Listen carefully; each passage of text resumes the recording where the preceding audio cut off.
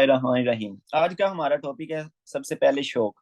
अब शौक का मतलब क्या है? शौक का मतलब है कि अचानक से बंदे का बीपी कम हो जाए, sudden drop in BP, blood pressure. ठीक है। अब देखो, ब्लड प्रेशर अचानक से बंदे का कम हो जाए और उसकी वजह से हमारे जो सेल्स है, हमारी जो बॉडी है, उनको डिक्रीज हो जाए, किसकी? ऑक्सीजन की सप्लाई, ब्लड की सप्लाई। तो इसको हम क्या कहते होते हैं? शौक। शौक। अचानक से बंदे का क्या हुआ? बीपी कम हुआ, ब्लड प्रेशर कम हुआ। इट मीन्स कि इधर क्या है कि आपके ब्लड वेसल्स में ब्लड कम आ रहा है। तो ऑक्सीजन कौन लेके आ रहा है? हमारा ब्लड ही लेके आ रहा है। तो जाहिर सी बात है, ये जो सेल्स हैं जिनको ये ऑक्सीजन प्रोवाइड कर रहा था, इनको क्या है कि ऑक्सीजन की सप्लाई कम हो जाएगी। इट मीन्स कि ये जो सेल्स हैं, इनकी जो ऑक्सीजन की डिमांड थी, उससे इनको जो ऑक्सीजन की सप्लाई है वो क्या मिल रही है? कम। कम मिल रही है। तो इसको हम क्या कह देते हैं? शौक। शोक। अब आप लोगों को पता है, जरा मैं चलो नोट्स पे थोड़ा सा एक्सप्लेन कर देता हूँ। पंप कौन कर रहा होता है ब्लड आपका? ठीक है, हार्ट पंप कर रहा होता है। ये आपको पता है, ये उल्टा है, से आगे सारी बॉडी में ब्लड डिस्ट्रीब्यूट हो जाता है। अब अगर क्या हो कि आपका हार्ट पंप करना छोड़ दे, इसमें कोई भी प्रॉब्लम आ जाए, तो क्या हमारी बॉडी को ब्लड सप्लाई हो सकेगा? इसका मतलब है नहीं हो सकेगा। तो इसको हम कहते होते हैं कार्डियोजेनिक शॉक। ठीक हो गया। देन आगे चलते हैं, इनको सबको डिटेल से पढ़ते हैं। आगे फॉर एग्जांपल ये आपकी ब्लड वेसल्स हैं। अगर क्या हो, आपकी ब्लड में वॉल्यूम ही कम हो, ब्लड का वॉल्यूम ही कम हो, तो जाहिर सी बात है, अगर हमारे हार्ट में ब्लड आ ही कम रहा है, तो ये पंप भी तो कम करेगा ना। तो इसको हम कहते होते हैं हाइपोवोलेमिक शॉक। ठीक हो गया, ये दो चीजें होगी। देन तीसरी बात यह है कि अगर क्या हो कि इसमें ऑब्स्ट्रक्शन आ जाए। ठीक है, कोई भी ऑब्स्ट्रक्शन आ जाए, फॉर एग्जांपल मैं कहता हूं इधर एओर्टा में ऑब्स्ट्रक्शन आ जाए, या कोई भी ऑब्स्ट्रक्शन आ जाए, ऑब्स्ट्रक्शन टू फ्लो हो ब्लड की, तो उसमें भी क्या हो जाएगा? जाहिर सी बात है, बीपी कम हो जाएगा, बंदे को क्या हो सकता है? शोक हो सकता है। खैर, आगे एक और कंडीशन आ सकती है। अब देखो, ये फॉर एग्जांपल आपकी ब्लड वॉल्यूम भी ठीक है और साथ में आपका हार्ट भी बिल्कुल ठीक काम कर रहा है। क्या हो कि आपके जो पाइप्स हैं, मींस के आपकी जो ब्लड वेसल्स हैं, वो बहुत ज्यादा डायलेट कर जाए। जब देखो ब्लड वेसल्स, आपकी वेन्स बहुत ज्यादा डायलेट कर जाती होती हैं, ये जो आपकी फॉर एग्जांपल आपको पता है, नीचे वाली बॉडी से इंफीरियर वेना केवा ब्लड लेके आ रही होती है, ऊपर वाली बॉडी से सुपीरियर वेना केवा। अब ये क्या हुई? बहुत ज्यादा डायलेट होगी, आपकी आर्टरीज बहुत ज्यादा डायलेट होगी। तो अब देखो, हमारे हार्ट की तरफ ब्लड आएगा? कम आएगा ना। जाहिर सी बात है, ज्यादा से ज्यादा ब्लड कहाँ पे रह रहा है? आपकी ब्लड वेसल्स में रह रहा है। ठीक है, तो इसको हम कहते होते हैं डिस्ट्रीब्यूटिव शॉक। जाहिर सी बात है, ब्लड आएगा ही कम, हमारा हार्ट जो पंप करेगा वो भी कम ही करेगा। तो ये तीन टाइप्स आ गई। ठीक है, अगर आपका हार्ट ही ना काम करे, अगर आपकी ब्लड वेसल से ज्यादा डायलेट हो जाए, या क्या हो कि आपका फॉर एग्जांपल वॉल्यूम ही कम हो जाए, आपका ब्लड ही कम हो जाए, तो ये सारी चीजें क्या करवा सकती हैं? शॉक करवा सकती है, बीपी कम करवा सकती है। मीन्स के ये जो आपके ब्लड वेसल्स हैं, इनमें जो ब्लड का प्रेशर है वो कम करवा देंगी। खैर, हम अब इनको डिटेल से पढ़ते हैं कि इसमें हो क्या रहा होता है। अब देखो, जब भी आपके दूसरा सेल्स हैं, उनको ब्लड की सप्लाई कम मिलेगी, बिकॉज ऑफ डिक्रीज्ड, इधर से फ्लो जो हो रहा है ब्लड का, डिक्रीज्ड फ्लो हो रहा है, उसकी वजह से जो इन्हें ऑक्सीजन की सप्लाई कम मिलती होती है, इसको हम क्या कहते होते हैं? इस्कीमिया कहते होते हैं ना। इसको स्कीमिया। हम क्या कह देते होते हैं? इस्कीमिया कह देते होते हैं। ठीक है, तो इस बंदे को क्या होगा जनाब? इस्कीमिया होगा। ठीक है। देन जो ये जो ब्लड फ्लो कर रहा होता है, इसके लिए जो हम टर्म यूज करते हैं वो कहते हैं परफ्यूजन। ये क्या है? परफ्यूजन। फॉर एग्जांपल, अगर इधर ज्यादा ब्लड आएगा, इट मींस कि ये जो सेल्स है, इनकी तरफ जो परफ्यूजन है ब्लड की, वो ज्यादा है। ठीक है, अगर कम ब्लड फ्लो आएगा, इट मींस कि ये जो सेल्स है, इनकी परफ्यूजन क्या है? कम। कम है। ये थोड़ी सी टर्म्स मैंने आप लोगों को बतानी थी। अब देखो क्या हुआ कि ब्लड कम आ रहा है, बंदे को शौक हो गया, तो इसमें क्या होता है? इनएडुकुएट होती है ऑर्गन परफ्यूजन। तो ये मैंने आप लोगों को बताया, अब ऑर्गन्स को ब्लड क्या मिलेगा? कम मिलेगा। देन क्या है कि जाहिर सी बात है, हमारा ब्लड ही तो न्यूट्रिएंट्स को लेके जा रहा था, न्यूट्रिएंट्स भी अब जाहिर सी बात है कम मिलेंगे, ब्लड ही कम जा रहा है, जो कि नॉर्मल टिश्यू ग्रोथ के लिए जरूरी थे, उनके जीने के लिए, उनके फंक्शन करने के लिए जरूरी थे। आपको पता है कि जनाब, ये जो ऑक्सीजन है, ये जो न्यूट्रिएंट्स हैं, ये इन सेल्स को चाहिए।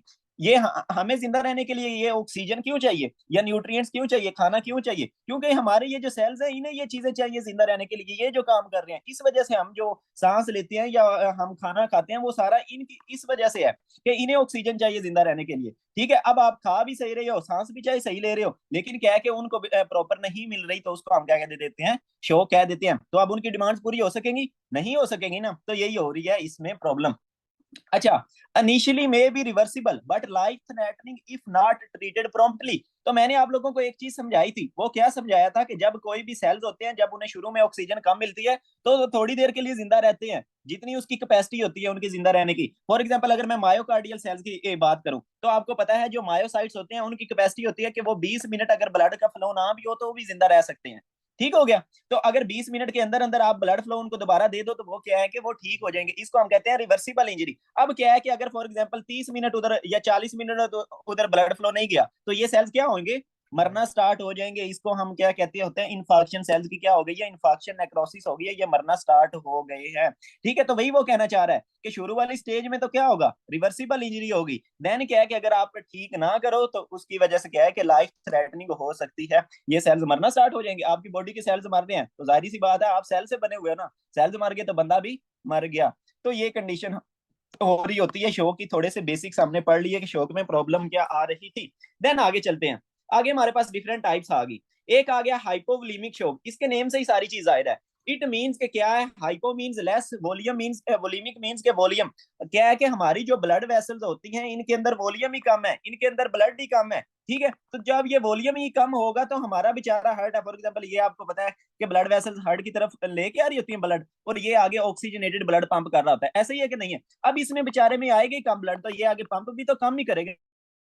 तो इसमें आपकी प्रॉब्लम क्या है, आपकी जो ब्लड वेसल्स है वो ब्लड ही कम लेके आ रही है, तो यही हो रहा होता है। अब देखो हाइपोवोलेमिया बंदे को कब हो सकता है, फॉर एग्जांपल अगर बंदे को क्या हो, डिहाइड्रेशन हो, अगर वो पानी कम पीता है या बहुत ज्यादा गर्म इलाके में रहता है, उसका जनाब क्या कहते हैं जो भी फ्लूइड वगैरह होते हैं वो सीने में चले जाते हैं, या क्या है कि उस बंदे को वॉमिटिंग है, ठीक है, वो सारे फ्लूइड उसके मुंह से निकल रहे हैं, या बंदे को डायरिया है, नीचे से सारे फ्लूइड निकल रहे हैं, तो ये सारी कंडीशंस क्या करवा सकती हैं, डिहाइड्रेशन करवा सकती हैं।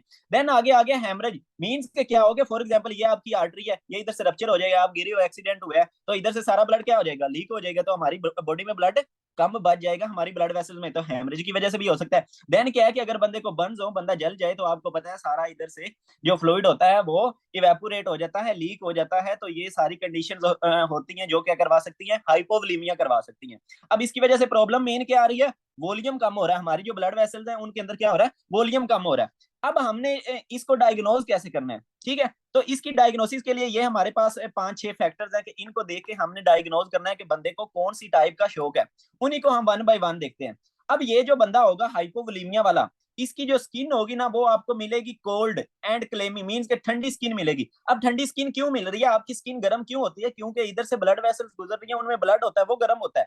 अब जो बंदा है उसमें हाइपोवोलेमिया हो गया, जब आपको हाइपोवोलेमिया होता है तो आपका सिंपैथेटिक नर्वस सिस्टम एक्टिवेट हो जाता है। जब आपका सिंपैथेटिक नर्वस सिस्टम एक्टिवेट होगा तो वो क्या करेगा, आपकी जो स्किन की तरफ ब्लड वेसल्स जा रही है ना उनको कॉन्स्ट्रिक्ट कर देगा। अब फॉर एग्जांपल एक ब्लड वेसल थी नॉर्मल, मैं कहता हूँ स्किन की इस तरह की ब्लड वेसल थी, अब क्या है कि ये कॉन्स्ट्रिक्ट हो गई है इस तरह करके। जब बंदे को हाइपोवोलेमिया हुआ, सिंपैथेटिक नर्वस सिस्टम एक्टिवेट हुआ, मैंने आप लोगों को ऑटो रेगुलेशन में पढ़ाई थी ये चीज। तो अब क्या है कि आपकी वेसल्स कॉन्स्ट्रिक्ट कर गई हैं, तो अब इधर क्या है, ब्लड फ्लो कम होगा, तो स्किन अब आप लोगों को कोल्ड मिलेगी या दूसरा वार्म मिलेगी, कोल्ड मिलेगी ना, क्योंकि अब क्या है कि इधर ब्लड कम आ रहा है, इधर ब्लड ज्यादा था, ब्लड का टेम्परेचर ज्यादा होता है। तो अब इस बंदे में आपको एक तो जब आप उसको हाथ लगाओगे तो आपको क्या मिल जाएगी, कोल्ड स्किन मिल जाएगी। देन आगे चलते हैं और क्या क्या प्रॉब्लम्स होंगी, उसके लिए मैं आप लोगों को जरा लेके चलता हूँ नोट्स की तरफ। नोट्स में जरा यूवर्ड की डायग्राम दिखाता हूँ जिस तरह उसने एक्सप्लेन किया हुआ है। तो फॉर एग्जांपल ये आ गया ना हमारा हाइपोवोलेमिक शॉक। अच्छा, अब आप लोग देखो कि हमारे हार्ट की तरफ ब्लड कौन लेके आ रहा था, डीऑक्सीजनेटेड ब्लड हमारे हार्ट की तरफ कौन लेके आ रहा था, आपको पता है आपकी जो वेन्स होती हैं वो आपके हार्ट की तरफ ब्लड लेके आ रही हैं, ठीक है। तो देन आगे वेन से ब्लड कहाँ पे चला जाता है, हमारे राइट हार्ट में चला जाता है, राइट हार्ट से ब्लड कहाँ पे चला जाता है, आपके लंग्स में चला जाता है, एंड देन लंग से ब्लड कहाँ पे चला जाता है, आपके दोबारा लेफ्ट हार्ट में चला जाता है, और लेफ्ट हार्ट से आगे आपकी बॉडी को सप्लाई हो जाता है, और ये इस तरह सर्कल चलता रहता है, साइकिल चलती रहती है।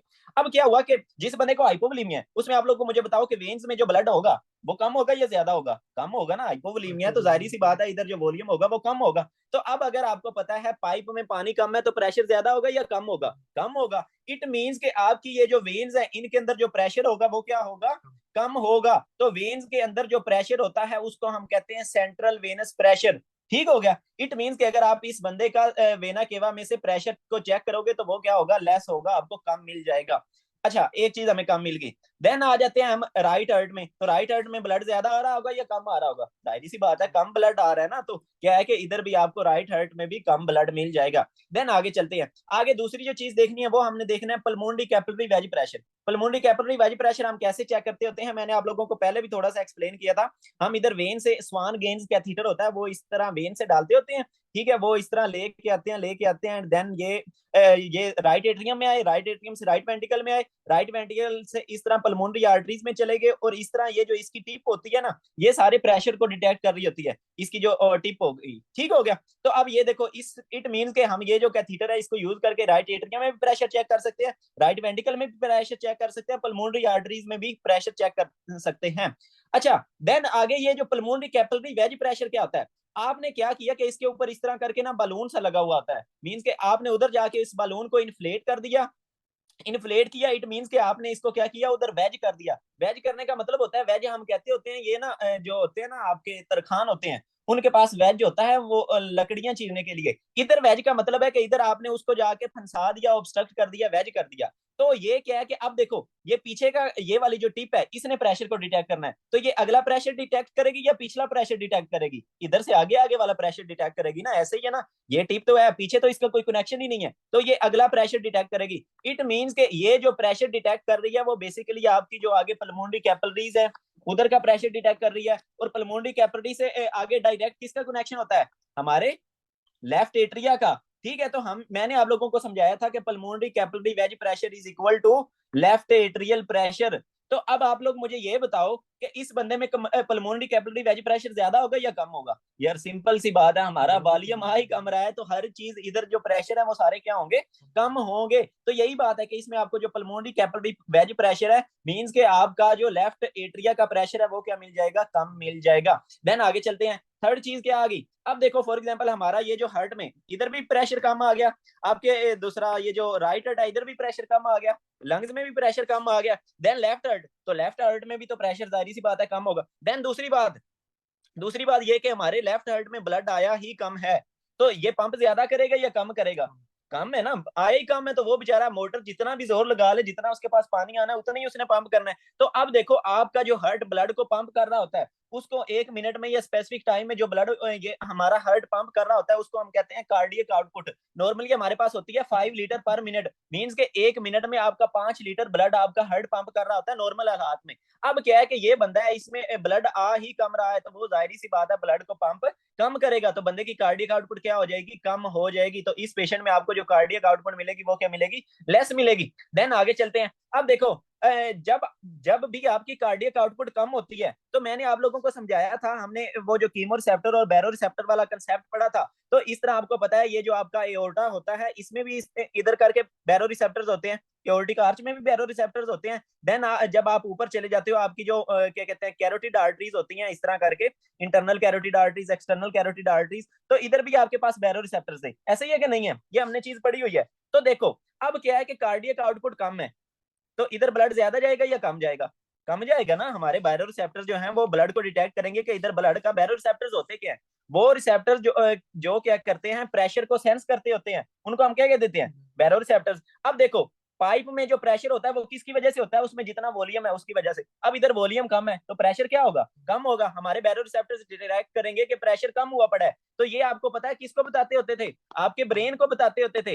तो जब आपके ब्रेन को पता चलेगा कि प्रेशर कम है, तो वो एक सिस्टम को एक्टिवेट कर देता था, वो किसको, सिंपैथेटिक नर्वस सिस्टम को एक्टिवेट करता था।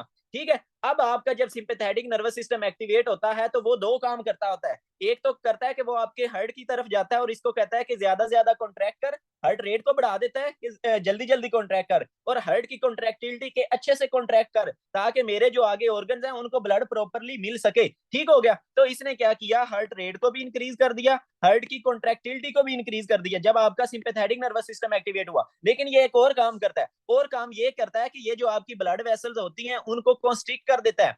ऐसा ही है यार, ये जो आपका सिंपैथेटिक नर्वस सिस्टम एक्टिवेट हुआ है ना, ये क्यों एक्टिवेट हुआ है, क्योंकि डिक्रीज हुआ था, ब्लड प्रेशर कम हुआ पड़ा था।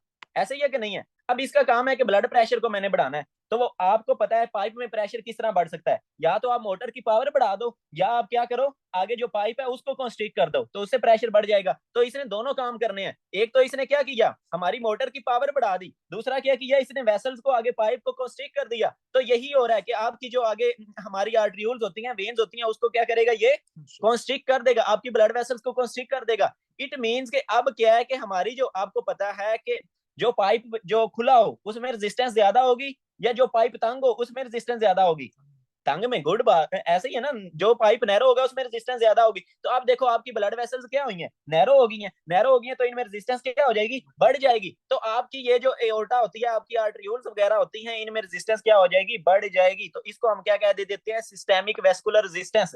मींस कि आपकी ये जो सिस्टेमिक आर्टरीज हैं, इनमें वेसल्स जो हैं, सिस्टेमिक वेस्कुलर रेजिस्टेंस वो क्या हुई है, बढ़ गई है। तो ये चीज क्या हो जाएगी, बढ़ जाएगी। आप लोगों को समझ लगी कि वो क्यों बढ़ी। तो ये इस तरह करके आप एक्सप्लेन बता सकते हो ये वाले सारे फैक्टर्स देख के कि बंदे को कौन सा है हाइपोवोलेमिक शॉक है। कौन कौन सी चीज मिलेगी, सारे प्रेशर जो हैं वो क्या है, पीछे central venous pressure, pulmonary capillary wedge pressure, वो आपको क्या मिल जाएंगे, कम मिल जाएंगे। कार्डियक आउटपुट कम मिल जाएगी, लेकिन जो सिस्टेमिक वेस्कुलर रेजिस्टेंस है वो आपको क्या मिल जाएगी, ज्यादा मिल जाएगी। इसी चीज को बुक से देखते हैं। तो ये देखो सेंट्रल वेनस प्रेशर, आपकी जो वेन में प्रेशर था वो क्या मिल गया आपको, कम मिल गया। देन आपकी जो हमारा पल्मोनरी कैपिलरीज में प्रेशर था, या जो लेफ्ट एट्रियम में प्रेशर था, वो इक्वल होता है, ठीक है, वो भी आपको कम मिल गया। कार्डियक आउटपुट जाहिर सी बात है, कम ब्लड आ रहा है, कार्डियक आउटपुट की कम। देन सिस्टेमिक वेस्कुलर रेजिस्टेंस बढ़ गई, क्यों, because of sympathetic nervous system activate हुआ, तो आपकी वेस्कुलर रेजिस्टेंस क्या हुई, बढ़ गई। देन आपका SVO2, SVO2 का मतलब होता है कि सेंट्रल वेनस ऑक्सीजन सैचुरेशन। अब इसका क्या मतलब है, फॉर एग्जांपल ये जो आपकी वेन्स है ना, ठीक है, ये आपकी जो सुपीरियर वेना के बाद इंफीरियर वेना के बाद ये जो सारी आपकी जगुलर वेन्स वगैरह होती हैं, ठीक है, इनको हम कहते हैं मेन आपकी जो बड़ी वेन्स हैं, जो अब इन्होंने क्या करना है, ड्रेन कर देना है ब्लड को, कहाँ पे, आपके राइट एट्रियम में, ऐसे क्या डीऑक्सीजनेटेड ब्लड को। अगर मैं क्या करूं, इधर से सैंपल ले लूं, ठीक है, और उसमें चेक कर लूं कि कितनी ऑक्सीजन की सैचुरेशन है, मींस के ये जो ब्लड आया है मेरे पास डीऑक्सीजनेटेड, इसमें जितनी ऑक्सीजन की सैचुरेशन है, इसको मैं कह देता हूं, क्या क्या कह देता हूं, वेनस ऑक्सीजन सैचुरेशन। इसको मैं क्या कह देता हूं, वेनस ऑक्सीजन सैचुरेशन। तो इसके लिए हम कौन सी इलामत यूज करते हैं, इसको कैसे डिनोट करते होते हैं, SVO2, मींस के ये हमारा सेंट्रल वेनस ऑक्सीजन सैचुरेशन कितनी है। तो ये नॉर्मली होती है तकरीबन 70% होती है। आपका ये जो इधर से ब्लड जा रहा होता है ना ऑक्सीजनेटेड, इसकी तकरीबन 95% होती है, नॉर्मल बंदे में 95% होती है, ठीक है। लेकिन इट मींस के ये जो तकरीबन इसमें कितना फर्क आया, 25% का। इट मींस के ये जो हमारी सारी बॉडी है, उसने कितने परसेंट ऑक्सीजन को यूज कर लिया, 25% ऑक्सीजन को क्या किया, इधर से यूज कर लिया। बाकी हमारे ब्लड में क्या बच गई, अब 70% ऑक्सीजन बच गई, वो दोबारा वापस आ जाती है आपके हार्ट में। तो अब ये जो बंदा है, इसमें ब्लड ही आगे कम जा रहा है, ऐसे ही है कि नहीं है, ब्लड कम जा रहा है, तो हमारे जो टिश्यू हैं वो बेचारे भूखे पड़े हुए हैं। तो वो क्या करेंगे, जो उनको मिलेगा, आपको पता है भूखा बंदा, उसको थोड़ी चीज डालो वो उसी वक्त खा लेगा। तो वो क्या करेंगे, इधर से ज्यादा ऑक्सीजन को एक्सट्रैक्ट कर लेंगे। जब ये ज्यादा से ज्यादा इधर ऑक्सीजन को एक्सट्रैक्ट कर लेंगे, तो जाहिर सी बात है आपका इधर जो ब्लड आएगा, आपकी वेन्स में ब्लड आएगा, उधर ऑक्सीजन सेचुरेशन क्या हो जाएगी, कम हो जाएगी। क्योंकि आपके ये जो सेल्स हैं, ये बेचारे भूखे हुए पड़े हैं ऑक्सीजन के, इन्होंने ज्यादा ज्यादा किया किया ऑक्सीजन को एक्सट्रैक्ट कर लिया। तो यही हो रहा था कि आपको SbO2 भी क्या मिल जाएगा, कम मिल जाएगा। तो ये हो रहा था हाइपोवोलेमिक शॉक, जिसमें क्या था, वॉल्यूम कम हो रहा था। आपने ये सारी चीजें देखी, उसकी हिस्ट्री में ये होगा कि उसको हेमरेज वगैरह हुआ है, ठीक है। देन आप उसकी स्किन देखोगे वो कोल्ड मिल जाएगी। देन आप ये वाले सारे फैक्टर्स देखोगे तो वो आपको क्या मिल जाएंगे, डिक्रीज्ड मिल जाएंगे। तो आपका कंफर्म हो गया कि इस बंदे को हाइपोवोलेमिक शॉक है। तो आपने उसको ट्रीट कैसे करना है, आपको आपने उसको वॉल्यूम दे देना है, ठीक हो गया। वॉल्यूम देने का क्या मतलब है कि आप उसको नॉर्मल सलाइन वगैरह लगा सकते हो, IV फ्लूइड्स लगा सकते हो, ब्लड ट्रांसफ्यूजन दे सकते हो। तो ये सारी चीजें आप उस बंदे को दे सकते हो।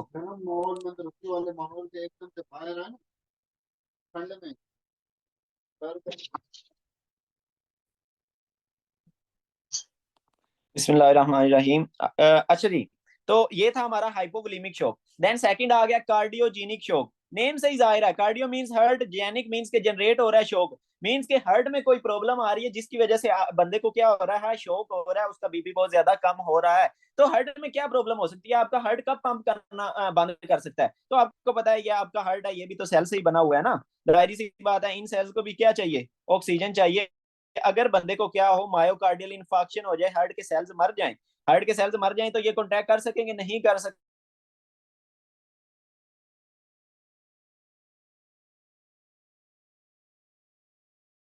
प्रॉब्लम आ जाए, ये फेल कर जाए, कार्डियोमायोपैथी हो जाए, कोई भी प्रॉब्लम हो जाए जिसकी वजह से आपका हार्ट फेल कर जाए, ये प्रॉपर ब्लड को पंप नहीं कर रहा, तो वो भी उसकी वजह से भी बंदे को कार्डियोजेनिक शॉक आ सकता है। देन आगे वाल्वुलर डिसफंक्शन के आपके वाल्व प्रॉपरली काम नहीं कर रहे। देन सेकंड काज क्या है कि हार्ट में एरिथमियाज हो सकते हैं। ये हमने बड़े अच्छे तरीके से पढ़ा है एरिथमियाज का टॉपिक। एरिथमियाज में क्या होता है कि आपके हार्ट की इलेक्ट्रिकल एक्टिविटी जो होती है वो बहुत ज्यादा हो जाती है, एबनॉर्मली आपके हार्ट में इलेक्ट्रिकल इंपल्सिस प्रोड्यूस हो रही होती हैं, लेकिन आपका हार्ट उस तरह कॉन्ट्रैक्ट नहीं कर पा फड़फड़ा रहा होता है, जिस तरह नॉर्मली ये जो नॉर्मल इलेक्ट्रिकल एक्टिविटी में कॉन्ट्रैक्ट कर रहा होता है। तो जाहिर सी बात है अगर बंदे को अरिदमिया हो गया है तो बहुत ज्यादा इलेक्ट्रिकल एक्टिविटी प्रोड्यूस हो रही है, आपका हार्ट प्रॉपरली कॉन्ट्रैक्ट नहीं कर रहा, वो बल्कि फड़फड़ा रहा है। एक परिंदा है फॉर एग्जांपल, वो प्रॉपर उसके जो पर हैं वो कॉन्ट्रैक्ट कर रहे हैं, वो उड़ जाता है, लेकिन अगर वो उधर ही परों को फड़फड़ाता रहे, प्रॉपर उनको कॉन्ट्रैक्ट ना करे, तो वो नहीं उड़ सकता।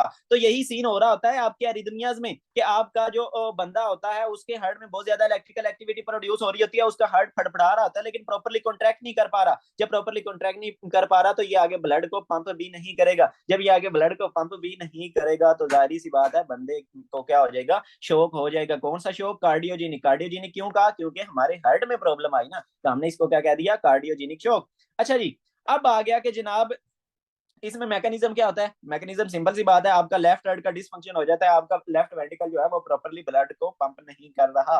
अच्छा, अब आप लोग खुद सोचो कि इस बंदे में भी आपको जो स्किन मिलेगी वो क्या मिल जाएगी, कोल्ड क्लेमी मिल जाएगी। वही सेम आपकी कार्डियक आउटपुट कम होगी, ठीक है, आपकी कार्डियक आउटपुट कम होगी, आपका सिंपैथेटिक नर्वस सिस्टम एक्टिवेट होगा, सिंपैथेटिक नर्वस सिस्टम एक्टिवेट होगा, वेसल्स को कंस्ट्रिक्ट करवा देगा, वेसल्स में कम ब्लड जाएगा स्किन की वेसल्स में, तो आपको कोल्ड क्लेमी स्किन मिल जाएगी। देन आगे चलते हैं, आगे वही यूवर्ड वाली इसकी डायग्राम देखते हैं कि कैसी उसने डायग्राम बनाई है इसको एक्सप्लेन करने के लिए। तो ये आ गया कार्डियोजेनिक शॉक। अच्छा जी, अब प्रॉब्लम क्या आ रही है कि आपका ये जो हार्ट है ना वो प्रॉपरली पंप नहीं कर पा रहा, ऐसा ही है कि नहीं है? तो अब देखो इट मींस कि हमारा जो हार्ट है उधर क्या करेगा, ब्लड पूल करेगा। ब्लड पूल करेगा मींस के लेफ्ट वेंट्रिकल में भी ब्लड काफी ज्यादा हो जाएगा। देन आपके लेफ्ट एट्रियम में भी ब्लड, क्योंकि आगे ब्लड जा नहीं रहा ना, तो इधर ब्लड सारा पूल करना शुरू हो जाएगा, इधर प्रेशर क्या हो जाएंगे, बढ़ जाएंगे। देन आपको पता है लेफ्ट एट्रिया का जो प्रेशर होता है वो किसके इक्वल होता है? लेफ्ट एट्रिया का प्रेशर इक्वल होता है पल्मोनरी कैपिलरी वेज प्रेशर के। यार इसमें एक और कंसेप्ट मैं आप लोगों को बता दूं, हम लेफ्ट एट्रिया का प्रेशर डायरेक्टली इधर कैथीटर डाल के क्यों नहीं चेक कर सकते? अब देखो यार, जो हम कैथीटर डालते हैं ना वो इधर से डालते हैं वेन से, वो राइट एट्रिया में जाता है, राइट वेंट्रिकल में जाता है, आगे हमारी पल्मोनरी आर्टरीज में जाता है और पल्मोनरी कैपिलरीज में चला जाता है। अच्छा, अब अगर ये इसको हम गुजारना चाहते हैं, फॉर एग्जांपल मैं कहता हूँ ये पल्मोनरी कैपिलरी से लेके पल्मोनरी वेन्स, तो ये आगे नहीं गुजर सकता, क्योंकि आपकी जो पल्मोनरी कैपिलरीज होती हैं वो बहुत ज्यादा बारीक होती हैं, तो इस वजह से वो कैथीटर आगे नहीं जा सकता, आपके लेफ्ट एट्रियम में नहीं जा सकता। अगर मैंने गुजारना होता तो ये पूरी सारी मुझे लंग्स की कैपिलरीज में से गुजार के और देन आगे लेफ्ट एट्रियम में लेके जाना पड़ता था, लेकिन इस तरह नहीं हो सकता। तो इस वजह से हम क्या करते हैं कि इतनी दूसरा प्रॉब्लम करते ही नहीं, हम क्या करते हैं स्वान गेंस कैथीटर यूज कर लेते हैं, वो इधर आके वेज बना देता है और इधर से आगे ये जो टिप होती है इससे हम प्रेशर मेजर कर लेते हैं कि इससे आगे क्या प्रेशर है। तो ये जो आगे वाला प्रेशर होता है वो किसके इक्वल होता है, हमारे लेफ्ट एट्रियल प्रेशर के। तो अब आप लोग खुद सोचो कि आपका ब्लड पंप नहीं कर रहा, आपकी मोटर काम नहीं कर रही, तो इधर ब्लड पूल हो रहा है, तो जाहिर सी बात है इधर सारा ब्लड पूल हो जाएगा, इधर सारा ब्लड पूल हो जाएगा, इधर सारा ब्लड पूल हो जाएगा, और आपका ये जो क्या कहते हैं कि थीटर होगा वो क्या करेगा, प्रेशर को ज्यादा डिटेक्ट करेगा। इट मींस कि इस बंदे में आपको पल्मोनरी कैपिलरी वेज प्रेशर ज्यादा मिलेगा। कार्डियक आउटपुट तो कम मिलनी है क्योंकि आपका हार्ट आगे ब्लड को पंप ही नहीं कर पा रहा, तो इसके कार्डियक आउटपुट। अच्छा, दो चीजें होगी। देन थर्ड चीज क्या मिलेगी, अब देखो मैंने आप लोगों को बताया कि इधर से आपका जो है ना ब्लड वो पीछे पूल कर रहा है, तो पिछली सारी चीजों में ब्लड को क्या करवाओ, पूल करवा दो। आपके राइट हार्ट में भी ब्लड पूल कर गया। देन आपको पता है राइट हार्ट में ब्लड कहाँ से आ रहा होता है, वेन्स में, तो वेन्स में भी इस तरह ब्लड पूल कर जाएगा ना। आपको पता है कोई भी पाइप है इधर से आगे जो है ना वो आगे ब्लड पंप नहीं हो पा रहा, तो सारा जो पानी है जो ब्लड है वो क्या है, पीछे अकामुलेट हो जाएगा। तो यही सीन हो रहा है, तो पिछली सारी चीजों में प्रेशर को बढ़ा दो, ब्लड को बढ़ा दो, तो आपकी वेन्स भी हैं उनमें भी क्या हो जाएगा, प्रेशर बढ़ जाएगा। तो आपका सेंट्रल वेनस प्रेशर अगर आप इधर से प्रेशर चेक करोगे तो वो भी क्या मिल जाएगा, इंक्रीज मिल जाएगा। ठीक हो गया। ये सारी प्रॉब्लम्स क्यों हुई, क्योंकि आपका हार्ट काम नहीं कर रहा, कार्डियक आउटपुट कम है। देन आगे चलते हैं, आगे आगे कि अब देखो आप लोगों की कार्डियक आउटपुट कम होगी, आपका वही कौन सा सिस्टम एक्टिवेट होगा, सिंपैथेटिक नर्वस सिस्टम, बैरोरिसेप्टर्स इस चीज को डिटेक्ट करेंगे ना, कार्डियक आउटपुट कम हुई पड़ी है, प्रेशर कम हुआ पड़ा है, वो सिंपैथेटिक नर्वस सिस्टम को एक्टिवेट करेंगे, वो जाके क्या है कि वेसल्स को कंस्ट्रिक्ट करवा देगा और बंदे की सिस्टेमिक वेस्कुलर रेजिस्टेंस मींस के वेसल जो होंगी वो क्या करेंगी, कंस्ट्रिक्ट कर जाएंगी, सिस्टेमिक वेस्कुलर रेजिस्टेंस क्या हो जाएगी, बढ़ जाएगी। तो ये सारी चीजें हो रही हैं कार्डियोजेनिक शॉक में, जिसमें आपके हार्ट में कोई प्रॉब्लम आई, वॉल्यूम बिल्कुल ठीक है, ब्लड का वॉल्यूम हर चीज एवरीथिंग ओके है, लेकिन क्या है कि आपका हार्ट पंप नहीं कर रहा, मोटर आपकी जल गई है, वो काम नहीं कर रही सही से। तो ये सारे आपको फैक्टर्स मिल जाएंगे उसमें कार्डियोजेनिक शॉक वाले बंदे में। तो यही चीज देखते हैं कि आपका क्या हुआ, सेंट्रल वेनस प्रेशर, बल्कि मेन प्रॉब्लम क्या है, कार्डियक आउटपुट कम हुई। ऐसा ही है कि नहीं है? अब कार्डियक आउटपुट कम हुई, हार्ट से पीछे जो भी चीजें आती है ना आपका लेफ्ट एट्रियम से पीछे पीछे, लेफ्ट वेंट्रिकल से पीछे पीछे, उन सब में प्रेशर को बढ़ा दो तो उससे पीछे क्या आ जाती है, हमारी पल्मोनरी मतलब हमारा लेफ्ट एट्रिया आ जाता है, उधर प्रेशर को बढ़ा दो, हमारी वेन्स आ जाती हैं राइट हार्ट में जो ब्लड लेके आती होती हैं, उधर प्रेशर दूसरा क्या करो आप, बढ़ा दो। आगे चलते हैं, आगे आपको पता है सिंपैथेटिक नर्वस सिस्टम एक्टिवेट होगा, वेसल्स को स्टिक करेंगी, वेसल्स को स्टिक करती हैं तो आपकी जो वेस्कुलर रेजिस्टेंस होती है, पाइप जो तंग हो उसकी रेजिस्टेंस ज्यादा होती है, सिस्टेमिक वेस्कुलर रेजिस्टेंस क्या हो जाएगी, बढ़ जाएगी। देन आ गया SVO2 मींस के हमारा central venous oxygen saturation, means के ये जो हमारी वेन्स होती हैं हमारी for example superior vena cava, inferior vena cava, उधर ऑक्सीजन की सैचुरेशन कितनी होगी, तो जाहिर सी बात है हमारे सेल्स बेचारे भूखे पड़े हुए हैं, भूखे पड़े हुए हैं तो वो ज्यादा से ज्यादा क्या करेंगे, ऑक्सीजन को एक्सट्रैक्ट कर लेंगे। वही जो मैंने आप लोगों को पहले बताया ना, चलो दोबारा बता देता हूँ। फॉर एग्जाम्पल इधर जो आपके सेल्स हैं वो क्या है कि भूखे पड़े हुए हैं, तो वो क्या करेंगे, इधर से जो भी ब्लड थोड़ा बहुत आएगा ना उसको ज्यादा से ज्यादा क्या करेंगे, एक्सट्रैक्ट कर लेंगे। इधर से ऑक्सीजन ज्यादा से ज्यादा एक्सट्रैक्ट होगी तो जाहिर सी बात है इधर जो ऑक्सीजन होगी हमारी वेन्स में वो क्या होगी, कम जाएगी, तो इधर ऑक्सीजन सैचुरेशन लेस देन कितनी हो जाएगी, 70% से लेस होगी। तो यही सेंट्रल वेनस ऑक्सीजन आपको क्या मिल जाएगी, कम मिल जाएगी। तो ये था हमारा कार्डियोजेनिक शॉक जिसमें आपका हार्ट प्रॉपर काम नहीं कर रहा था, कार्डियक आउटपुट कम थी, जिसकी वजह से पीछे सारे प्रेशर बढ़ गए। आगे चलते हैं, आगे आ गया हमारा जनाब डिस्ट्रीब्यूटिव शॉक। अब डिस्ट्रीब्यूटिव शॉक में क्या सीन है, इसके नेम से ही जाहिर है कि क्या हो रही है, डिस्ट्रीब्यूशन हो रही है। डिस्ट्रीब्यूशन किसकी हो रही है, आपके वॉल्यूम की डिस्ट्रीब्यूशन हो रही है। ठीक है, वॉल्यूम की डिस्ट्रीब्यूशन का क्या मतलब है, फॉर एग्जांपल आपकी ये ब्लड वेसल है, नॉर्मली आपको पता है कि आपका ब्लड क्या है कि ब्लड वेसल्स के अंदर रहता है, लेकिन ये वाला जो शॉक है इसमें प्रॉब्लम क्या आ रही है कि कोई भी प्रॉब्लम आ रही है जिसकी वजह से आपका ये जो वॉल्यूम है ना ये लीक करके बाहर वाली स्पेस में आ रहा है। लीक करके क्या है कि आपकी बाहर एक्स्ट्रा वेस्कुलर स्पेस में आ रहा है, आपकी इंटरस्टिशियल स्पेस में आ रहा है, लेकिन आपकी ब्लड वेसल के अंदर नहीं रह रहा। तो इसको हम कह देते हैं कि डिस्ट्रीब्यूशन हो रही है वॉल्यूम की, कहां, from intravascular space into extra vascular space. तो इसको हमने नेम दे दिया, जाहिर सी बात है अब हमारे पाइप में से पानी लीक हो रहा है तो इधर प्रेशर क्या हो जाएगा, कम हो जाएगा, तो बंदे को क्या हो जाएगा, शॉक हो जाएगा। अच्छा जी, अब ये तो मैंने आप लोगों को बता दिया कि फ्लूइड लीक करके आ रहा है, फ्लूइड क्यों लीक करके आ रहा है उसको हम देख लेते हैं। अच्छा जी, इसमें सबसे पहली प्रॉब्लम होती है सेप्सिस। सेप्सिस का क्या मतलब है, अगर फॉर एग्जांपल आपकी बॉडी में क्या आते हैं, बैक्टीरियाज आते हैं, अगर बैक्टीरिया क्या हो, बल्कि इधर मैं बनाता हूँ, फॉर एग्जाम्पल ये आपके पास एक बैक्टीरिया है, ठीक है, आपको पता है ये डेविल होते हैं आपकी बॉडी को, अच्छे भी बैक्टीरिया होते हैं लेकिन ये एक बुरा बैक्टीरिया आ गया आपकी बॉडी में। अब ये क्या करता है कि इधर से ये आपका टिश्यू है, ठीक है, इधर से क्या करता है कि वो ब्लड वेसल के अंदर चला जाता है। अब ब्लड वेसल के अंदर आ गया ये बैक्टीरिया, तो जब ये बैक्टीरिया ब्लड वेसल के अंदर आता है ना तो इसके खिलाफ आपकी बॉडी क्या करती है, रिएक्शन, आपके WBCs जो होते हैं, आपकी आर्मी जो होती है वो इसके खिलाफ रिएक्शन करती है। जब ये इसके खिलाफ रिएक्शन करेगी, different type of cytokines, interleukins, prostaglandins, ठीक है, ये सारी चीजें रिलीज होंगी, इनको हम इन्फ्लेमेशन वाले टॉपिक में डिटेल से पढ़ेंगे। खैर ये सारी चीजें रिलीज होती हैं, इनके मुतबादल होता कि अब काम क्या होगा, काम ये होगा कि आपकी वेसल्स जो होंगी वो लीकी हो जाएंगी, इधर से ज्यादा क्या है कि इनकी वेजोडाइलेशन हो जाएगी, ये लीकी हो जाएंगी, तो इधर से आपको पता है अब ये लीकी होगी तो इधर फ्लूइड क्या होना शुरू हो जाएगा, बाहर आना शुरू हो जाएगा। वही सारे ये जो साइटोकाइंस वगैरह रिलीज हुए हैं ना, उन्होंने क्या किया, वेसल्स को डायलेट कर दिया, उन्होंने वेसल्स को लीकी बना दिया, मींस के वेसल्स की परमियाबिलिटी इंक्रीज करवा दी। ये मैंने आप लोगों को पहले भी ये वाला कंसेप्ट समझाया था, लेकिन चलो थोड़ा सा मजीद समझा देता हूँ।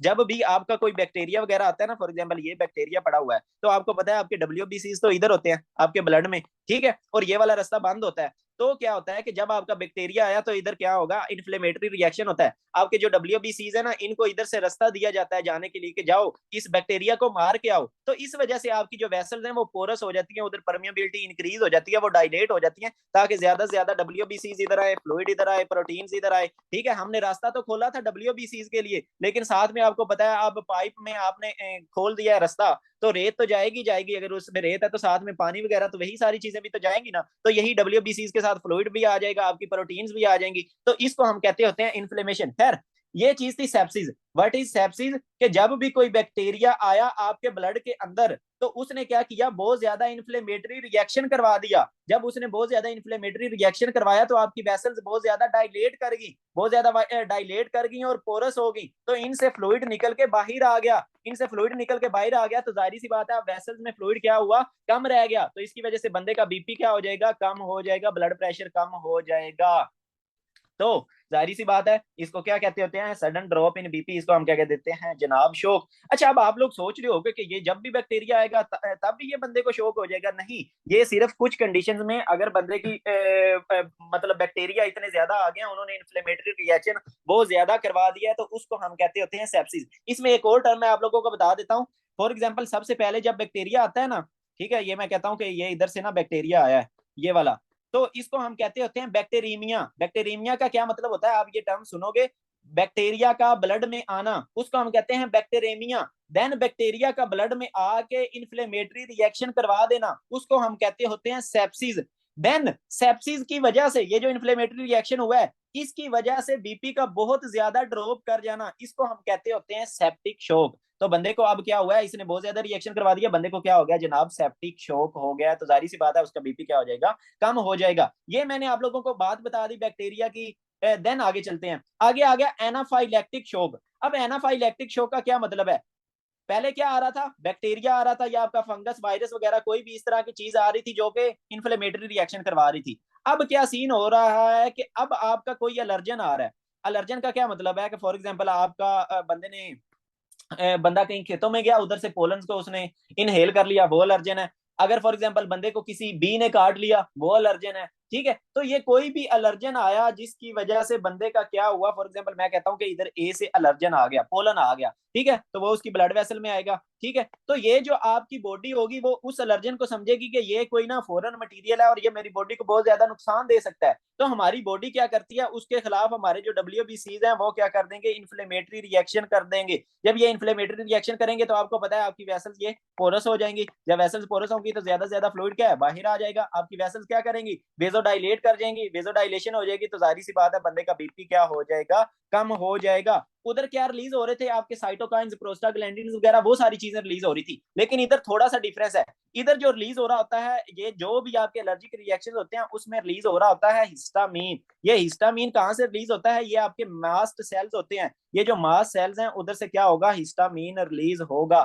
یہ کب ماسٹ سیلز ہسٹامین کو ریلیز کریں گے, جب کوئی الرجن آئے گا. ٹھیک ہے, تو خیر اس کی وجہ سے کیا ہوا, ہمارا یہ ہسٹامین ریلیز ہو گیا جس نے ویسلز کو پورس بھی بنا دیا, پرمیابلٹی بھی انکریز کر دی, ان کو ویسلز کو ڈائلیٹ بھی کروا دیا. جب یہ بہت زیادہ یہ والا پرابلم ہوا تو اس کی وجہ سے کیا ہوا, فلوئڈ زیادہ سے زیادہ باہر چلا گیا, ہماری ویسل میں اب فلوئڈ کم رہ گیا, بندے کا BP کیا ہو جائے گا, کم ہو جائے گا. تو اس کو ہم کہہ دیتے ہیں اینافائلیکٹک شوک. مینز کہ کیا ہوا, الرجن کے آنے کی وجہ سے پرابلم ہوئی. اب سیپٹک شوک کیا تھا کہ بیکٹیریا کے آنے کی وجہ سے آپ کا BP بہت زیادہ کم ہوا تھا. خیر دونوں نے کام ایک ہی کروایا کہ پرمیابلٹی کو انکریز کروایا اور فلوئڈ کو زیادہ سے زیادہ کیا کیا, باہر نکال دیا.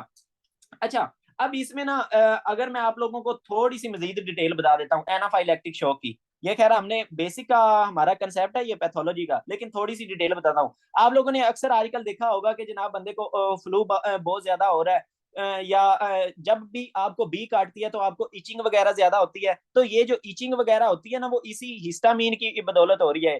جب بھی آپ کو بی وغیرہ کاٹتی ہے تو آپ کو الرجک ریئیکشن ہو جاتا ہے. جب الرجک ریئیکشن ہوتا ہے تو بندے کی بہت زیادہ خارش ہوتی ہے, ایچینس ہوتی ہے, وہ اسی ہسٹامین کی وجہ سے ہو رہی ہوتی ہے. دین کچھ لوگوں کا اگر بہت زیادہ الرجک ریئیکشن ہو جائے تو یہ ہسٹامین کیا کرواتا ہے, آپ کی جو برونکائی ہوتے ہیں, لنگز میں جو برونکائی ہیں, ٹھیک ہے, ان کی ویزو کنسٹرکشن کروا دیتا ہوتا ہے. جب ان کی ویزو کنسٹرکشن کرواتا ہے تو ظاہری سی بات ہے اب ادھر سے آگے پراپر آکسیجن نہیں جا سکے گی, ایئر نہیں جا سکے گی, تو بندے کا سانس تنگ ہو جاتا ہے. یہ ساری وہ کنڈیشنز بتا رہا ہوں جب بندے کو الرجک ریئیکشن بہت زیادہ سویئر ہو گیا. تو اس وقت کون کون سے سمٹمز کے ساتھ آپ کو وہ ہسٹری میں دے سکتا ہے. آپ کو کہہ سکتا ہے کہ بندے کا سانس تنگ ہو رہا ہے, آپ کو کہہ سکتا ہے کہ بندے کو ایچینس ہے, اسے خارش ہو رہی ہے بہت زیادہ, یا آپ کو کہہ سکتا ہے کہ اس پیشنٹ کا جو فلشنگ ہے, مینس کہ جب میں اس کا منہ دیکھتا ہوں تو وہ کافی زیادہ ریڈ ہے. کافی زیادہ ریڈ کیوں ہے کہ کیونکہ یہ جو آپ کی بلڈ ویسلز ہیں, ادھر بلڈ اکامولیٹ ہوا پڑا ہے, وہ سلولی موو کر رہا ہے. تو اس کی وجہ سے آپ جب اس کی سکن دیکھو گے تو وہ آپ کو کیا مل جائے گی, فلشنگ سکن مل جائے گی. یہ آپ کو ہسٹری میں دے سکتا ہے. دین اور کیا دے سکتا ہے, سویلنگ. آپ کو پتا ہے ظاہری سی بات ہے ادھر فلوئڈ زیادہ آ رہا ہے تو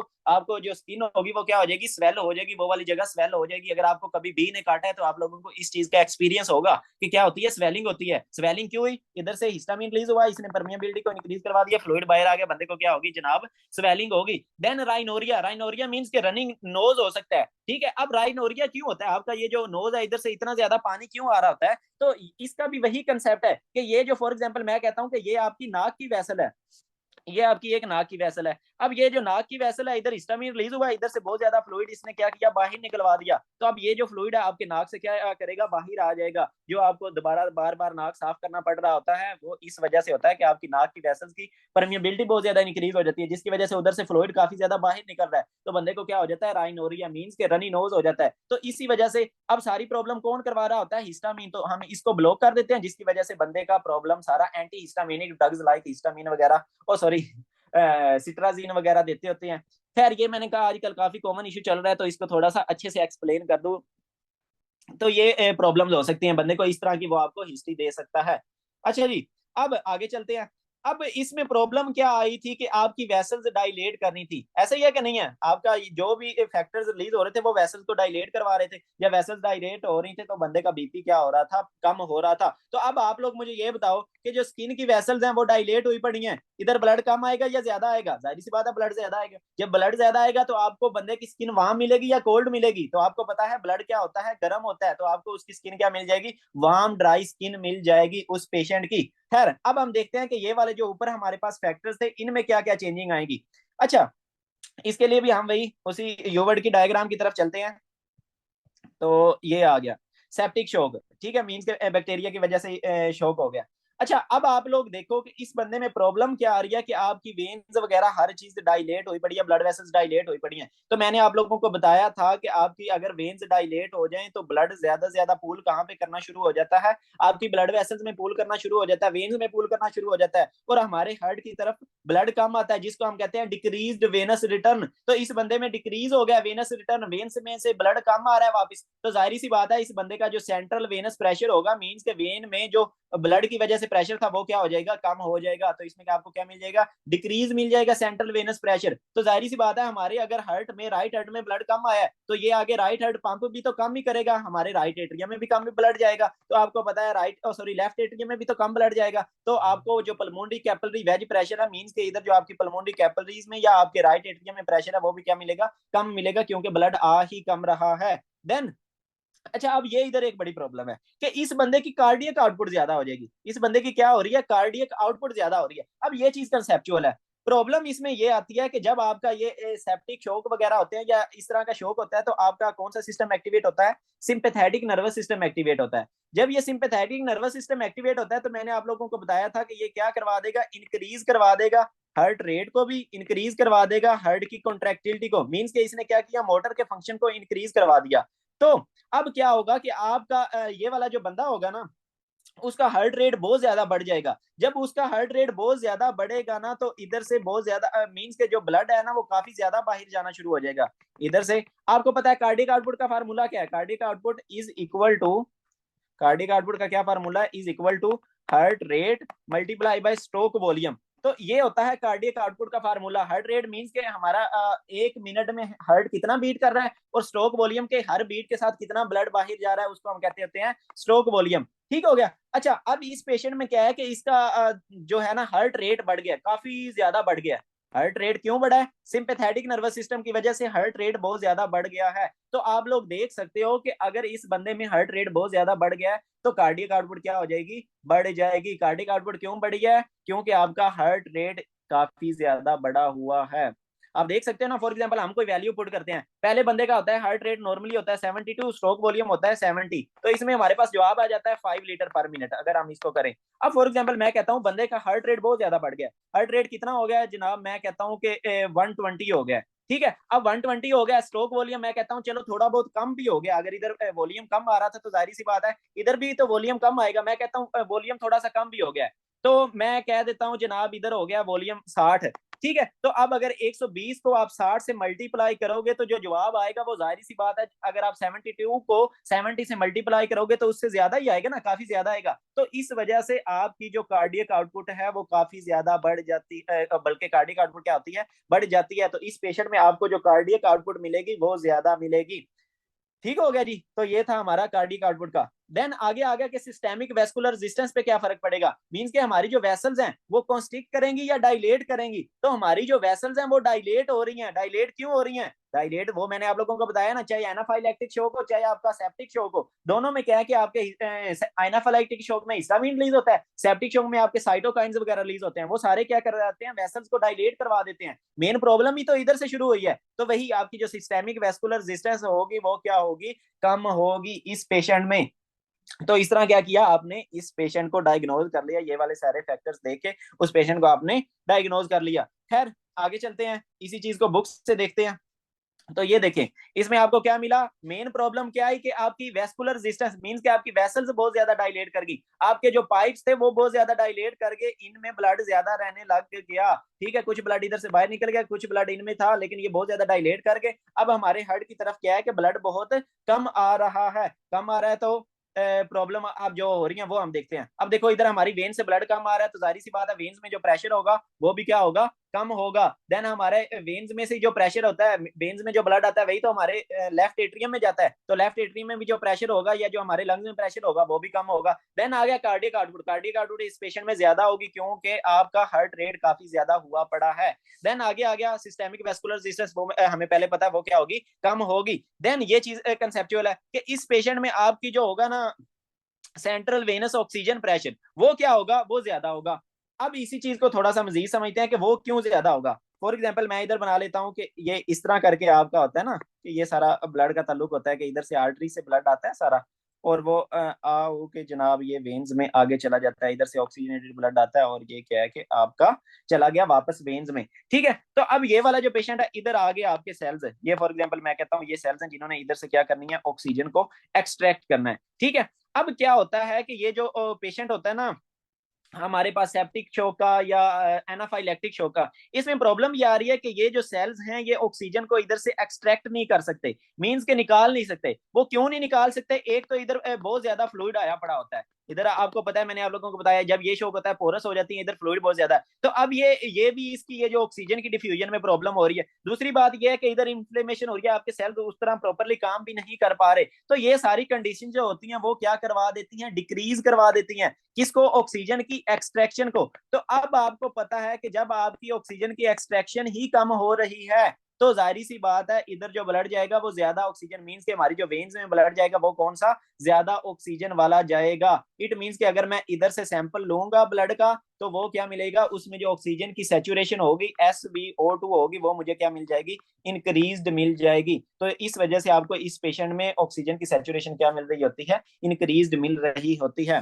तो ये आ गया उस चीज का कंसेप्ट। देन आ गया डिस्ट्रीब्यूटिव शॉक में एक और चीज है, वो क्या है कि CNS इंजरी, आपका अगर जो सेंट्रल नर्वस सिस्टम है बंदे को, मींस के हेड की कोई इंजरी होगी या वो गिरा या इस तरह का कोई प्रॉब्लम हो गया, तो आपकी ये जो ब्लड वेसल्स की टोन होती है, मींस के इन्होंने कॉन्स्ट्रिक्ट करना है, ये सारी चीजें कौन कंट्रोल कर रहा होता है, आपका ब्रेन ही तो कंट्रोल कर रहा होता है। अब क्या हुआ कि आपका जो ब्रेन है उसकी इंजरी होगी, अब ब्रेन की इंजरी होगी तो इनको कोई ब्रेन कंट्रोल कर सकेगा, नहीं कर सकेगा। तो अब क्या है कि ये जो आपकी वेसल्स हैं वो क्या कर जाएंगी, डायलेट कर जाएंगी। जब ये वेसल्स आपकी डायलेट कर जाएंगी तो वही सेम सीन आ गया, ये जो सेप्सिस और एनाफाइलेक्सिस में हो रहा था उसी चीज को हम देखते हैं कि CNS इंजरी में क्या प्रॉब्लम होगी।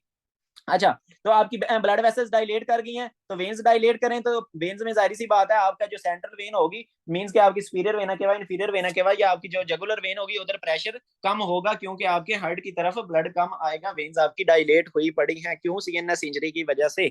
आगे चलते हैं, आगे आ गया पल्मोनरी कैपिलरी, जाहिर सी बात है लंग्स में भी ब्लड कम जाएगा, वही सेम चीजें हैं। कार्डियक अच्छा कार्डियक आउटपुट अभी मैं आप लोगों को, देन आगे सिस्टेमिक वेस्कुलर रेजिस्टेंस, तो आपकी वेन्स डायलेट हुई पड़ी हैं, आपकी ब्लड वेसल्स डायलेट हुई पड़ी हैं, आर्टरियोल्स डायलेट हुए पड़े हैं, तो आपको क्या मिल जाएगी, सिस्टेमिक वेस्कुलर रेजिस्टेंस कम मिल जाएगी। अच्छा, अब इसने लिखा है कि इस पेशेंट में जो कार्डियक आउटपुट होगी वो कम होगी। आप लोग परेशान हो जाओगे कि उधर तो कार्डियक आउटपुट बढ़े थी, तो ये मैं आप लोगों को बताता हूँ। आपका जो ब्रेन था, ब्रेन से ही तो मैसेज आया था, मैंने आप लोगों को बताया था ना कि जब ये सेप्टिक शॉक या एनाफाइलेक्टिक शॉक हुआ था तो आपके ब्रेन ने ही तो मैसेज भेजा था, कार्डियक सॉरी हार्ट रेट को भी बढ़ा दो, हार्ट की कॉन्ट्रैक्टिलिटी को भी बढ़ा दो। अब जो ब्रेन है जो मैसेज भेजने वाला है वही खराब हुआ पड़ा है, तो ये मैसेज भेज सकेगा कि हार्ट रेट भी बढ़े या हार्ट की कॉन्ट्रैक्टिलिटी भी बढ़े, नहीं भेज सकेगा। तो इस वजह से आपकी जो कार्डियक आउटपुट है वो क्या हो जाएगी, कम हो जाएगी। ये बड़ी इंपॉर्टेंट चीज है, यही इनको डिफरेंशिएट कर रही है, बाकी सारी चीजें इसमें क्या है, सेम है, वही जो उधर थी ना वही सेम है, यही चीज इन दोनों جو شوکس ہیں ان کو ڈفرینشیٹ کر رہی ہے کہ آپ کا جو ڈسٹریبیوٹیو شوک ہے اس میں آپ کا برین صحیح کام کر رہا ہے, ہارٹ بھی صحیح کام کر رہا ہے. پرابلم کہاں آ رہی ہے؟ ویسلز میں آ رہی ہے. جبکہ آپ کا جو سی این ایس انجری ہے ادھر آپ کا جو برین ہے وہ صحیح نہیں کام کر رہا, تو وہ برین پراپر میسج بھی نہیں دے سکے گا ہارٹ ریٹ کو بڑھانے کے لیے, تو آپ کی کارڈک آؤٹ پٹ کیا ہو جائے گی؟ کم ہو جائے گی. تو یہ ہو گیا ہمارے 4 ٹائپ آف شوک. دین آ گیا لاسٹ والا. لاسٹ میں کیا ہے آپ کا اوبسٹرکٹیو شوک. مینس کہ کیا ہے کہ نیم سے ہی ظاہر ہو رہی ہے کہ آپ کا جناب اوبسٹرکشن ہو رہی ہے, اوبسٹرکشن ٹو فلو ہو رہی ہے, یا ہارٹ سے آگے نہیں بلڈ جا پا رہا, یا کیا ہے کہ آپ کا لنگ سے, فار ایگزامپل یہ اگر میں آپ لوگوں کو نوٹس دکھاؤں یہ والے, تو اس میں کیا پرابلم آ رہی ہے کہ آپ کی اوبسٹرکشن آ رہی ہے, اوبسٹرکشن ٹو فلو ہے. کہاں سے اوبسٹرکشن ٹو فلو ہے؟ یا تو ہمارے ہارٹ سے آگے بلڈ نہیں جا پا رہا, یا کیا ہے کہ آپ کا جناب ادھر رائٹ ہارٹ سے آگے لنگس کی طرف بلڈ نہیں جا پا رہا. جو بھی کنڈیشن ہو سمپلی ہم کہہ دیتے ہیں کہ کارڈیو پلمونری امپیڈڈ کیا ہو جاتا ہے, کارڈیو پلمونری بلڈ فلو. یا ہارٹ سے آگے بلڈ نہیں جا پا رہا, یا کیا ہے کہ آپ کے لنگ سے آگے بلڈ نہیں جا پا رہا. تو ان کنڈیشنز کو دیکھ لیتے ہیں کہ کون سی کنڈیشنز میں یہ والی پرابلم ہوتی ہے. بلکہ کنڈیشنز کو دیکھنے سے پہلے ہم اس چیز کو سمجھ لیتے ہیں کہ اس میں پرابلم کیا آئے گی. تو اب دیکھو آپ کا کیا ہے کہ آپ کا ہارٹ سے آگے بلڈ نہیں جا پا رہا, تو ظاہری سی بات ہے بندے کی کارڈیک آؤٹ پٹ کیا ہو جائے گی؟ کم ہو جائے گی, کیونکہ آپ کا ہارٹ آگے بلڈ نہیں بھیج پا رہا. دین آپ کو پتا ہے جب آپ کی کارڈیک آؤٹ پٹ دوسرا کم ہوتی ہے, آپ کا سمپیتھیٹک نروس سسٹم ایکٹیویٹ ہوتا ہے, وہ آپ کی آرٹریولز کو کنسٹرکٹ کروا دیتا ہوتا ہے, جس کی وجہ سے دوسرا سسٹمک ویسکولر ریزسٹنس بڑھ جائے گی. دین آ گیا اب اس کی جو وینز ہوں گی ادھر پریشر کم ہوگا یا زیادہ ہوگا, تو آپ کی جو مین وینز ہیں ادھر پریشر کیا ہوگا؟ زیادہ ہوگا, کیونکہ آگے کیا ہوئی پڑی ہے؟ آگے اوبسٹرکشن. فار ایگزامپل یہ وینز ہے, ادھر میں کہتا ہوں اوبسٹرکشن ہوئی پڑی ہے, ادھر سے آگے بلڈ نہیں جا پا رہا, تو ادھر بلڈ پول کرے گا نا, تو ادھر جب آپ پریشر چیک کرو گے تو وہ آپ کو کیا مل جائے گا؟ انکریز. تو یہی آپ کو انکریز مل جائے گا سینٹرل وینس پریشر. اب لنگز کی طرف آگے, تو یہ دیکھو اگر فار ایگزامپل میں کہتا ہوں کہ ہمارا یہ جو رائٹ ہارٹ ہے ادھر سے آگے بلڈ نہیں جا پا رہا, اگر رائٹ ہارٹ سے آگے بلڈ نہیں جا پا رہا, ادھر کوئی اوبسٹرکشن آئی پڑی ہے, فار ایگزامپل میں کہتا ہوں ادھر پلمونری ایمبولزم ہوئی پڑی ہے, ادھر ایمبولس بنا ہوا ہے, تو ادھر سے آگے بلڈ جا پائے گا؟ نہیں جا پائے گا. تو اب آپ کے لنگز میں بلڈ کم آ رہا ہے, تو لنگز میں بلڈ کم آ رہا ہے تو ظاہری سی بات ہے ادھر پریشر جو ہوگا لنگز میں وہ کیا ہوگا؟ کم ہوگا. تو بھائی آپ کو کیا مل جائے گا؟ ڈیکریزڈ مل جائے گا. پلمونری کیپلری ویج پریشر کیا ہو گیا آپ کو؟ ڈیکریزڈ مل گیا. تو یہ ہو رہا تھا آپ کا اوبسٹرکٹیو شوک میں. اس میں ہم تھوڑا سا ڈیٹیل سے پڑھتے ہیں بک سے کہ کون کون سی پرابلمز ہیں جن میں یہ والی اوبسٹرکشن ہو رہی ہے. تو اس میں ایک تو میں نے آپ لوگوں کو بتا دیا پلمونری ایمبولزم. پلمونری ایمبولزم میں پرابلم کیا آ رہی ہے کہ آپ کا بلڈ جو ہے وہ آگے نہیں جا پا رہا. کہاں سے آگے نہیں جا پا رہا؟ آپ کے دوسرا رائٹ ہارٹ سے آگے لنگز کی طرف نہیں جا پا رہا, کیونکہ رستے میں کیا ہوئی پڑی ہے؟ اوبسٹرکشن آئی پڑی ہے.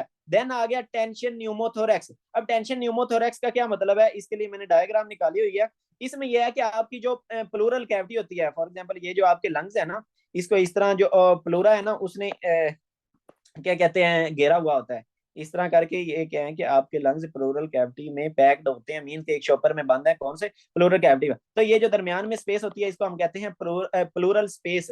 تو اب کیا ہو کہ ادھر یہ جو فار ایگزامپل بائی سے کیا ہو کہ کسی نے خنجر مار دیا, ٹھیک ہے, بندے کو خنجر مار دیا, تو اب کیا ہے کہ اس کا ادھر سے رپچر ہو جائے گی پلورل کیوٹی, اور ادھر سے ہوا آنا شروع ہو جائے گی آپ کی پلورل کیوٹی میں. تو یہ جب پلورل کیوٹی میں آپ کی اتنی زیادہ ایئر آ جائے گی تو اس کو ہم کہتے ہوتے ہیں نیوموتھوریکس. What is pneumothorax? Accumulation of air in your pleural cavity is known as pneumothorax. تو جب ایئر ادھر بہت زیادہ آ جاتی ہے تو آپ کے لنگز جو ہوتے ہیں وہ کولیپس ہو جاتے ہیں. تو یہ آپ دیکھ سکتے ہو یہ نارمل لنگ تھا, یہ کتنی اچھی فارم میں ہے, لیکن اس میں باہر ایئر ساری اکامولیٹ ہوئی پڑی ہے. تو کیا ہے کہ آپ کا یہ جو لنگ ہوگا وہ کیا ہو جائے گا؟ کولیپس ہو جائے گا. جب آپ کا لنگ اس طرح کولیپس ہو گیا تو اب ادھر سے آگے رائٹ ہارٹ سے آگے ہمارا بلڈ نہیں آ پائے گا, کیونکہ آگے جو آپ کا لنگ ہے وہ کولیپس ہوا پڑا ہے, ادھر ویزو کنسٹرکشن ہوئی پڑی ہے. تو آگے پائپ تنگ ہے تو موٹر اس میں پمپ کر سکے گی بلڈ؟ نہیں کر سکے گی. تو اس وجہ سے پیشنٹ کو کیا ہو سکتا ہے؟ رائٹ ہارٹ سے آگے بلڈ نہیں جا رہا تو پیشنٹ کو کیا ہو سکتا ہے؟ وہی اوبسٹرکٹیو شوک ہو سکتا ہے. دین اور کیا کنڈیشن آ سکتی ہے اس کو ہم ذرا وہی بک سے دیکھتے ہیں. پیشنٹ کو کیا ہوا؟ پلمونری ایمبولزم ہوئی یا ٹینشن نیوموتھوریکس ہوا, دونوں کیسز میں پرابلم کیا آ رہی ہے کہ آپ کی اوبسٹرکشن ٹو فلو ہو رہی ہے. کہاں سے اوبسٹرکشن ٹو فلو؟ فرام دوسرا رائٹ ہارٹ انٹو جو لنگز ہے نا وہ بلڈ نہیں جا پا رہا. تو اب ہم دیکھ لیتے ہیں کہ کہ हमें फैक्टर कौन कौन से मिल जाएंगे, तो आपको जो सेंट्रल वेनस प्रेशर होगा वो इंक्रीज मिल जाएगा। मींस के ये राइट हार्ट में ऑब्स्ट्रक्शन आई है ना, तो इससे पीछे पीछे जो प्रेशर है उनको बढ़ा दो, तो आपको पता है पीछे राइट हार्ट में पीछे कौन सा होता है, सेंट्रल वेन्स होती है ना, ठीक है। तो ये वेन्स में क्या होगा, इधर प्रेशर बढ़ जाएगा, देन इधर से आगे नहीं ना ब्लड जा पा रहा, तो आगे जो भी प्रेशर है ना उनको क्या करो आप कम कर दो, क्योंकि इधर ब्लड आ ही कम रहा है। तो ये देखो आपका फॉर एग्जांपल आपका जो पल्मोनरी कैपिलरी वेज प्रेशर है, मींस के लंग्स में जो और लेफ्ट एट्रियम में जो प्रेशर है वो कम हो जाएगा, आपकी कार्डियक आउटपुट, अब आपके हार्ट में ब्लड ही कम जा रहा है तो वो कम पंप करेगा, कार्डियक आउटपुट कम हो जाएगी। देन क्या है कि आपको पता है जब कार्डियक आउटपुट कम होती है सिंपैथेटिक नर्वस सिस्टम एक्टिवेट होता है और सिस्टेमिक वेस्कुलर रेजिस्टेंस क्या हो जाएगी, इंक्रीज हो जाएगी।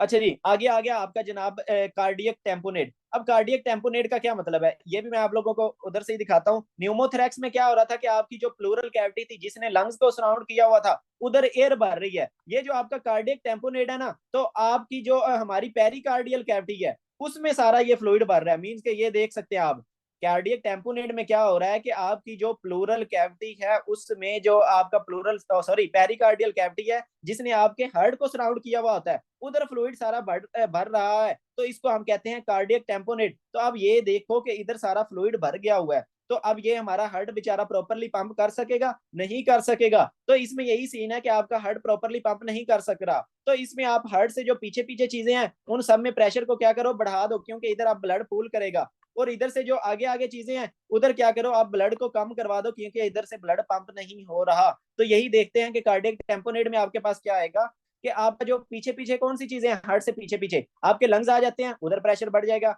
लंग से पीछे क्या आ जाती है, वेन्स आ जाती हैं, उधर प्रेशर क्या हो जाएगा, बढ़ जाएगा। देन कार्डियक आउटपुट क्या हो जाएगी, कम हो जाएगी, क्योंकि हार्ट को बेचारे को प्रॉपर कॉन्ट्रैक्ट नहीं कर पा रहा। उसको क्या है कि जकड़ा हुआ है, किसने जो बाहर फ्लूइड आया हुआ है ना उसने उसको जकड़ के रखा हुआ है। आप देख सकते हो कि वो जो बेचारा हार्ट है उसको जकड़ा हुआ है, वो प्रॉपरली कॉन्ट्रैक्ट नहीं कर पा रहा, तो कार्डियक आउटपुट क्या हो जाएगी इस पेशेंट में, कम हो जाएगी। तो देन आपको पता है जब कार्डियक आउटपुट कम होती है सिंपैथेटिक नर्वस सिस्टम एक्टिवेट होता है, बैरोरिसेप्टर्स उस चीज को चेक करते हैं, सिंपैथेटिक नर्वस सिस्टम को एक्टिवेट करते हैं, और आपकी जो वेसल्स की रेजिस्टेंस होती है वो क्या हो जाती है, बढ़ जाती होती है। देन आपका जो सेंट्रल वेनस प्रेशर है वो जाहिर सी बात है कम हो जाएगा। सेंट्रल वेनस प्रेशर जो आपका सॉरी सेंट्रल वेनस ऑक्सीजन की जो सैचुरेशन है वो क्या हो जाएगी, कम हो जाएगी। सेंट्रल वेनस ऑक्सीजन सैचुरेशन क्यों कम हुई, क्योंकि आपका इधर से ब्लड क्या हो रहा है, कम आ रहा है। जब ब्लड कम आ रहा है तो इधर क्या है कि ऑक्सीजन दूसरा जो है वो कम आ रही है, और इधर से जो आपके सेल्स हैं वो बेचारे भूखे हुए पड़े हैं, तो ये क्या करेंगे ज्यादा से ज्यादा ऑक्सीजन को इधर से बाहर निकाल देंगे।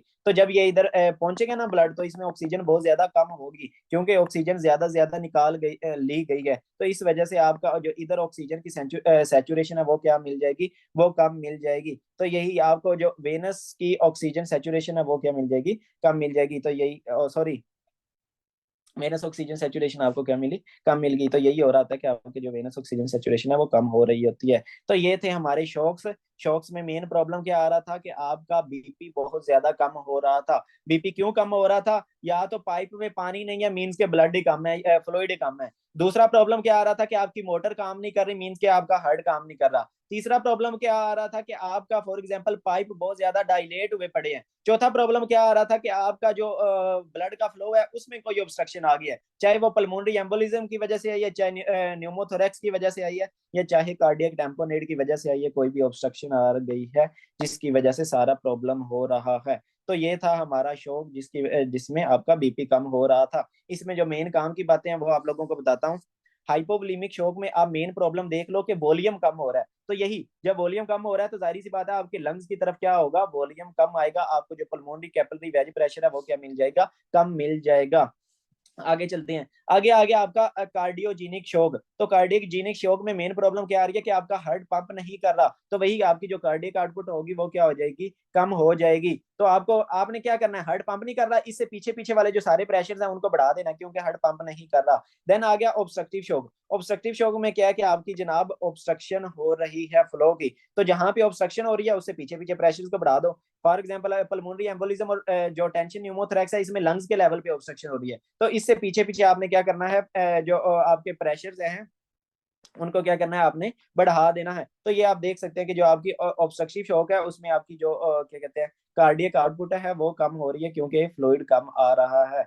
एंड देन आ गया कार्डिक टेम्पोनेट, उसमें भी आपका हार्ट प्रॉपर्ली कॉन्ट्रैक्ट नहीं कर पा रहा, बाहर जो फ्लूइड अकामुलेट हुआ पड़ा है, तो इसमें भी आपको कार्डिक आउटपुट क्या मिल जाएगी, कम मिल जाएगी। देन आ गया डिस्ट्रीब्यूटिव शॉक, इसमें डिस्ट्रीब्यूशन हो रही थी वॉल्यूम की, आपके ब्लड वेसल्स बहुत ज्यादा डायलेट कर रही थी, तो यही आपकी जो ब्लड वेसल्स हैं उनकी सिस्टेमिक वेस्कुलर रेजिस्टेंस क्या हो जाएगी, बहुत ज्यादा कम हो जाएगी। तो ये आप देख सकते हो, सिर्फ ये वाला शौक है जिसमें सिस्टेमिक वेस्कुलर रेजिस्टेंस कम हो रही होती है, बाकी सब में आप देख सकते हो कि सिस्टेमिक वेस्कुलर रेजिस्टेंस इंक्रीज हो रही होती है। इधर सिस्टेमिक वेस्कुलर रेजिस्टेंस कम क्यों हुई, या तो सीएनएस इंजर हुआ, या आपके दूसरा साइटोकाइन्स वगैरह रिलीज हुए, या हिस्टामिन रिलीज हुए, जिन्होंने आपकी सिस्टेमिक वेस्कुलर रेजिस्टेंस को कम कर दिया, वेसल्स को डायलेट करवा दिया। तो इस तरह आप इन चीजों को याद रख सकते हो, इनका अगर कंसेप्ट रखोगे तो अच्छी याद होंगी, अगर कंसेप्ट नहीं रखोगे तो आपको ये इतने अच्छे से मतलब याद नहीं रहेंगी। कार्डियक